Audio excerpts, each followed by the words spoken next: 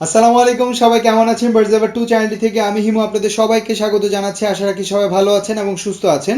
আজকে আমি আসলে আমার কোকাটেল পাখির ব্রিডিং প্রোগ্রেসটা বা প্রসেসটা আমি আপনাদেরকে দেখাবো। আমি একটা ভিডিওতে আপনাদেরকে দেখিয়েছি যে আমার কোকাটেল পাখিগুলো ফিমেলগুলো বক্সের দিকে যাওয়ার চেষ্টা করতেছে। তো আজকে আমি একটু লাইভ দেখাবো যে বর্তমানে পরিস্থিতিটা কি। প্রায় আজকে 10-15 দিন হয়ে গেছে, তারপরে আমি এই ভিডিওটা করতেছি।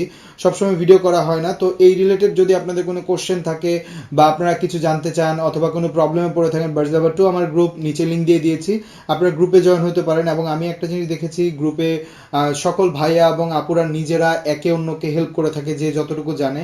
আপনারা বার্ডস লাভার 2তে জয়েন হতে পারেন, অথবা আমার একটা ইনস্টাগ্রাম অ্যাকাউন্ট আছে অল বার্ডস লাভার, আপনারা চাইলে সেটাতেও জয়েন হতে পারেন। সেখানে আমি পাখি রিলেটেড অনেক পোস্ট করে থাকি, অনেক ভিডিও দিয়ে থাকি। তো এইটা হচ্ছে মেলটা সাধারণত বাইরে থাকে কোকাটেলের বেলা। খুব আমি কোকাটেলের বেলা দেখা যায় না একসাথে দুইজন তা দেয়। তো আমি একটু দেখাই, একটু ওয়েট করেন। আমার বক্সটা এমনভাবে তৈরি করা, আমি যদি এই যে বোর্ডটা বের করে ফেলে একটা গ্লাস থাকে, ঠিক আছে? আপনি খেয়াল করে দেখেন, ফিমেলটা অ্যাংরি হয়ে যাচ্ছে।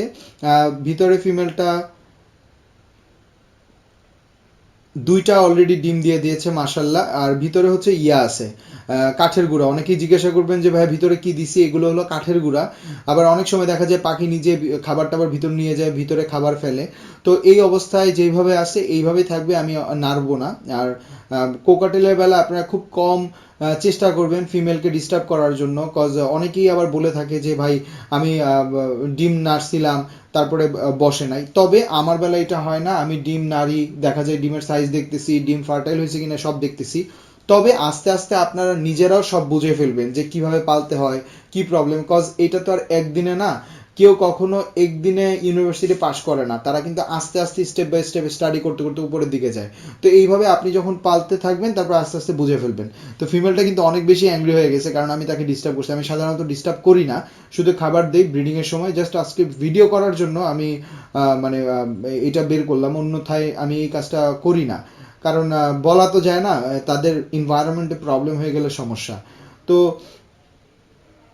এই পেয়ারটা সাধারণত আমি দেখেছি 5টা পর্যন্ত ডিম দেয়, আমার আগেও দেখেছিলাম যে 5টা পর্যন্ত ডিম দেয়। তো ফিমেলটা এখনও চিন্তা করতেছে যে ভিতরটা আসলে তার জন্য সেফ কিনা। তো সেফ হলে যে সে আবার ঢুকবে, আশা রাখি কিছুক্ষণের মধ্যেই ঢুকে যাবে।